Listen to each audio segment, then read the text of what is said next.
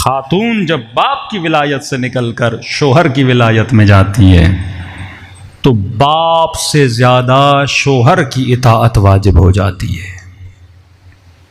مثلا باپ بلائے کہ بیٹی میرے گھر آ جا، شوہر سفر پہ گیا ہوا ہو اور بیوی کو کہے کہ میں راضی نہیں ہوں، آپ مثلا ماں باپ کے گھر جاؤ، اور اگر چلی جائے یہ تسلیم کامل میں نہیں ہے۔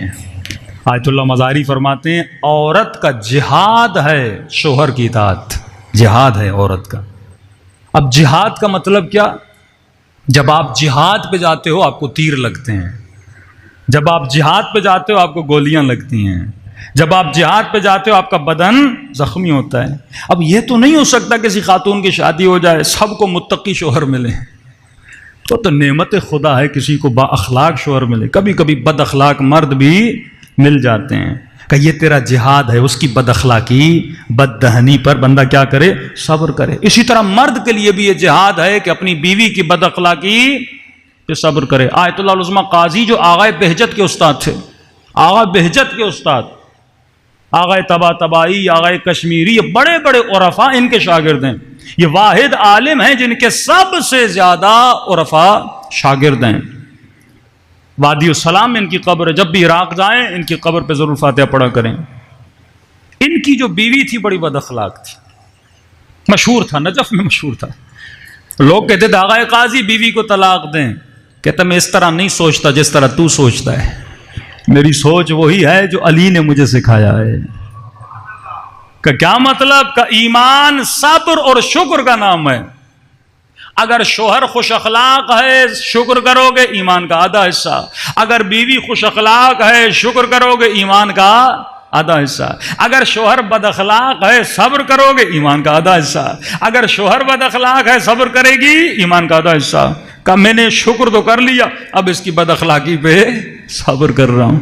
اور ایک دن کہتے ہیں آغا قاضی جیسے گھر میں گئے، ایک مرتبہ بیوی نے برا بھلا بولا، اس کے بعد ان کی سانس بھی، مطلب ظاہر ہے وہ بیوی اور سانس کا اخلاق ایک جیسا تھا، اور اس کی بیچاری سانس جو تھی اس نے بھی اس کو برا بھلا بول دیا۔ آغا قاضی اپنے حوالات میں لکھتے ہیں مجھے اس دن اتنی تکلیف ہوئی کہ گھر میں مہمان بھی آئے ہوئے تھے، ان کے سامنے انہوں نے میری بہترامی کی، میں نے کچھ بھی نہیں بولا۔ کہتا ہے میں گھر سے باہر نکلا، وادی السلام کی طرف چلا، اس وقت خدا نے مجھے، یہ ایک مقام عرفانی ہے، اللہ نے مجھے اپنی روح دکھائی، اسے تجرد روح کہتے ہیں، اعلیٰ ترین مقام ہے۔ جب عبادت کریں گے تو آپ اپنی روح کو دیکھ پائیں گے کہ جب میں اس چیز پہ میں نے صبر کیا تو خدا نے مجھے میرے جسم سے کیا کر دیا؟ آزاد کر دیا۔ ہمارے استاد کہتے ہیں جب وہ اعمال کر رہے تھے، اذکار کر رہے تھے، تو کہتے جیسے آغا کشمیری کی قبر پہ وہ سورہ فاتحہ پڑھنے گئے تو وہاں پر خدا نے تجرد روح کا مطلب ہے آپ کی روح آزاد ہو جاتی ہے۔ تو کہہ رہے ہیں میں قبر آغا کشمیری پہ کھڑا تھا تو میں نے اچانک محسوس کیا کہ میں اوپر چلا گیا ہوں، اور میں اپنے جسم کو زمین پہ کھڑا ہوا دیکھ رہا تھا۔ جسے تجرد روح کہتے ہیں، یہ بھی ایک لذت ہوتی ہے، روح بندے کی آزاد ہو جاتی ہے جب بندہ اللہ کی اتنی اطاعت کرتا ہے۔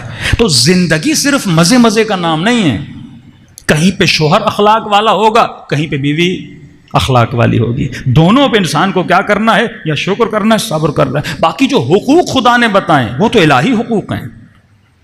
بیوی کا سب سے بڑا حق مرد پر یہ ہے اس کا خرچہ پورا کرے، اس کی ضرورتوں کو پورا کرے، اس کے نفقے کو پورا کرے، اس کے لباس کا خیال ہے، کھانے پینے کا خیال ہے، اس کا حق پورا کرے۔ بیوی کے اوپر حق کیا ہے؟ وہ شوہر کی اطاعت کرے۔